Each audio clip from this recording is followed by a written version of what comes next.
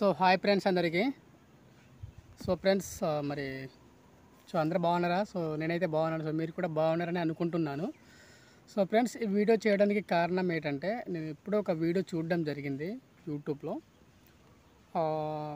సింతారావు అనేసి ఒక అన్నగారు అయితే ఒక వీడియో చేయడం జరిగింది. సో చూసిన తర్వాత నాకు కూడా చాలా బాధ అనిపించింది. ఒకవైపు బాధ అనిపించింది, ఒకవైపు కొంచెం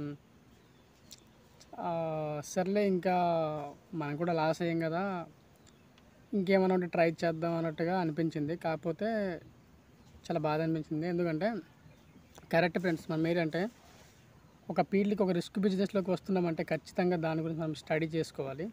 అండ్ మన వెనకాల ఏదైనా ఒక బేస్మెంట్ ఉంది అనుకున్నప్పుడే మనం ఇలాంటి ఫీల్డ్లోకి రాగలగాలి. లేదనుకుంటే మొత్తం లాస్ అయిన తర్వాత మన ఫ్యామిలీని రోడ్లోకి లాగేసుకోవాల్సి వస్తుంది. సో నాకు అదే జరిగింది.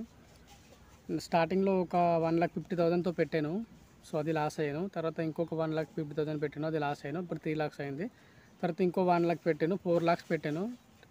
అది ఇలా దగ్గరికి ఒక 2 సార్లు మొత్తం లాస్ వచ్చింది. మొత్తం చాలా అంటే చాలా నిజంగా. అంటే ఎలా అంటే, మనం ఒకవైపు మనం కోళ్ళు కొన్ని ఉంటాయి, తర్వాత మందులు పెడతాము, తర్వాత మేతలు ఇవన్నీ కొనుక్కుంటాం కదా. సో అక్కడికి బోల్డ్ అయిపోద్ది. సో నేను అలా అనుకోలేదు, ఏముందిలే ఇంకా కోళ్ళు చాలా చక్కగా చేసాను. అంటే పిల్లలైతే బాగా దింపుకున్నాను. ఒక కోడి 10 గుడ్లు పెడితే 10 పిల్లలు దింపగలిగాను. ఒక కోడి 15 గుడ్లు పెడితే 15 పిల్లలన్నీ దింపకోగలిగాను. దింపిన తర్వాత చాలా చక్కగా అయింది, గట్టిగా అయింది పిల్లలైతే. అయిన తర్వాత ఓకే అనుకున్నాను. అనుకున్న తర్వాత సర్లే ఇంకా ఏముంది, హ్యాపీగా ఇంకా ఈసారి గట్టిగా సంక్రాంతికి మనం ఇవ్వగలుగుతున్నామేమో అనుకున్నాను. అనుకునే లోపే ఇంకా పెద్ద తుఫాను ఒకటి వచ్చింది. ఆ తుఫాన్లో ఆ టైంలో నేను ఎవ్రీ మంత్, అంటే నా పెట్టుబడి పరంగా చాలా తక్కువ. ఎవ్రీ మంత్ 10,000, అంటే అన్నీ కలిపి నా పరంగా మొత్తం అన్నీ కలిపి కోళ్ళకి అయితే దగ్గరికి 3,000 అనమాట. 3,000 మా ఖర్చులకి ఒక 7,000 వేసుకుంటే 10,000 అండ్ 10,000 అండ్ 12,000 అయ్యేది. చాలా తక్కువ యాక్చువల్గా. అంటే నేను మా ఏరియా ప్రకారంగా, మా ఇక్కడ పందేగళ్ళు ఉంటారు, చాలా తక్కువ కూడా పందాలు అవుతాయి. అండ్ ఇక్కడ కోళ్ళ యొక్క ప్రైస్ కూడా చాలా తక్కువ ఉంటుంది. సో ఆ ప్రకారంగా నేను మేపగలిగాను. మేపిన తర్వాత సంక్రాంతికి ఓకే, మనం ఇప్పుడు ఒక 20 పుంజులు అందించగలమేమో అన్న ఒక సిచ్యువేషన్లో ఉంటే ఇంకా తుఫాన్లో పోయిందనమాట. ఇంకా కూరైజ్ వచ్చేసింది. తర్వాత ఇంకా అలా చచ్చిపోతున్నాయి, చాలా చచ్చిపోయిన తర్వాత ఇంకేం చేయాలి నాకు అర్థం కాలేదు.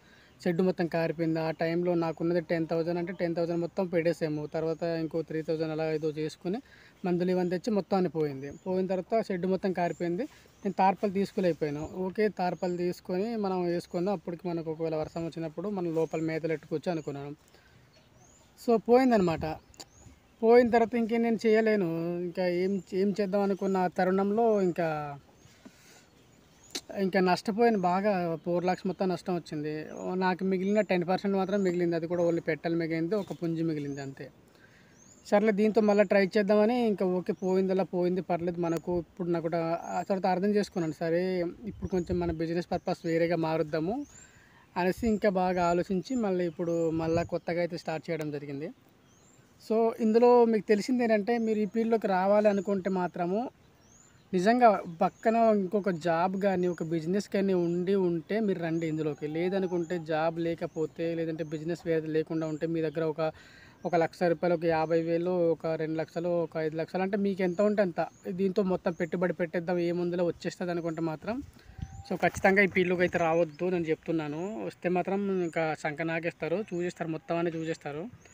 సో నిజంగా చాలా అంటే చాలా, ఇప్పుడు నేను అలా చెప్పకూడదు కానీ కొంచెం ఏదో ఎంతో కొంత ఒక చిన్నది ఉంది కాబట్టి ఒక సర్లే ఇది మిగిలింది కదా, దీంతోనే కొంచెం వెళ్దాము, మళ్ళీ రికవరీ అవ్వవచ్చేమో, నెక్స్ట్ బిజినెస్ ప్లాన్ కొంచెం మారుద్దాం అన్న ఒక ప్లాన్తో మళ్ళీ వెళ్తున్నాను. కానీ నేనైతే తీసేద్దాం అనుకున్నాను, షెడ్ మొత్తం తీసేద్దాం అనుకున్నాను. కాకపోతే నాకు పందెం అంటే చిన్నప్పటి నుంచి మేమేటో చెప్పకూడదు కానీ మా బ్లడ్లోనే పందెం అనే ఒక ఇది ఉందేమో. అందుకే ఇంకా పందెం అనే కాదు కానీ కోళ్ళు పెంచుకోవడం అంటే చాలా ఇష్టం అనమాట. ఆ ఇష్టం తరుణంలో ఇందులోకి వస్తుందని తప్పక నాకైతే వేరే ఉద్దేశం అయితే లేదు. అంటే పెంచుకుందాం, ఒక రూపాయి అర్థం మనం సంపాదించుకుందాం అన్న ఒక ఇద్దోనే వచ్చాను తప్ప కానీ.